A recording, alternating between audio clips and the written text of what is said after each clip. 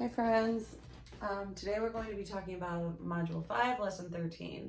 So before we start diving into that module, I want to just review last week's module, which is the learning goal. I can tell time to the half hours in different ways. And this was really important to remember that this is our clock, remember our circular clock, and this is our minute hand. So the big hand was the minute and the hour hand is the smaller one. And you can see right here we have the hour, and then in the middle between the hours is the minutes. So when you're thinking about your clock, you have to remember too that your clock has numbers or minutes on it. How many minutes altogether? 60 minutes. And if we cut it in half, how many minutes would we have on our clock? 30 minutes. So half past equals 30 minutes. So if we were going around like this clock right now is telling me that the little hand is on the 3, so the hour is 3 o'clock, and the big hand is on the 6. Remember, 6 means the 30-minute mark. So that would be half past 3 o'clock. Now, if I put the big hand up here and I move it and I go right up here with it, what would that be? Would that be half past? Nope, that would be the little hand's on the 3 and the big hand is on the 12. So that would be what? 3 o'clock. Remember? We said there's like a secret number on the 12. If you're thinking about it, we don't say 360, we say 3 o'clock. Or we would say, if you were writing it on a digital clock, it would say 3 and then ... 00. All right, so today I'm going to show you some different clocks though today. So some clocks might have no numbers, like this one. Some might just have markings, but no numbers written on it. And some only might have a few numbers written on it. So for example, this one has a 12, a 3, a 6, and a 9. And if I'm looking at my clock here, you can see all the numbers. These are all different clocks. So this one shows me what time. Well, I have to think to myself, what time, if I know the 9 and the 12, so it starts at 12, what's in between the 12 and the 3? The 1 and the 2. What's in between the 3 and the 6? The 4 and the 5. What's in between the 6 and the 9? 7 and 8. What's in between 9 and 12? 10, 11. So I would take a guess. The small hand looks like it's maybe pointing to the 10 o'clock, and the big hand, the minute hand, looks like it's pointing to the what? The 12. So if I had to take a guess, I would say that that time is probably 10 o'clock. So how would I write that? Remember, the hour goes right here. So I would write 10 for the hour, and the minutes go right here. What would I put for 12? Now you remember, I can't write 60. It would have to be 0, 0. So that would be 10 o'clock. Now if I look over here and I'm looking at this clock, this one's a little different. It has markings, but it doesn't have any numbers on it. Now if you had a pencil or paper, you could write numbers on it, or you could write it if you had a whiteboard like I do.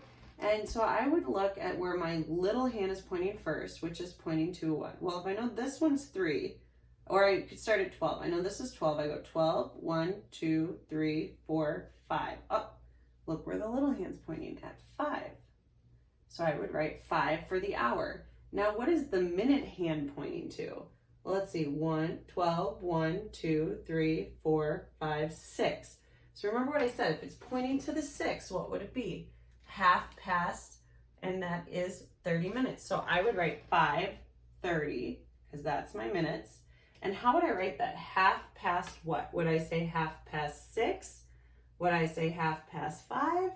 I would write half past 5 o'clock. Then I would go down here to the next one, and I would look at this one. This one has no numbers on it. That's a little bit harder, because if I look at the clock, I'm gonna go, oh, how do I know what numbers? Well, I have to think of how the clock looks. So if I know that the 12 is up here, and I know the 6 is down here, I would have to think what were on the side. So 12, 1, 2, 3, 4, 5, 6, 7, 8, 9. Oh, so wait, the little hand is probably pointing to the 9, so I could write 9. And the big hand is pointing to the what? I would write 12. It would be 12, but what would that be? It would be 9 o'clock. Now remember, when you're doing it, you have to think half past. Is it o'clock? And it could be half past 5 o'clock. Or it could look like this, 5:30. There's different ways to telling the time. So it's really important that we remember And all these clocks look different. They don't always look the same. Now on the back here, I also wrote this out so you can remember that when you're looking, hold on, let me grab this. When you are looking at different numbers, there's different ways to tell. So like for instance, let's do this one together. I have a clock here, and this time on my clock shows, let me see, hold on one second. This time on my clock shows,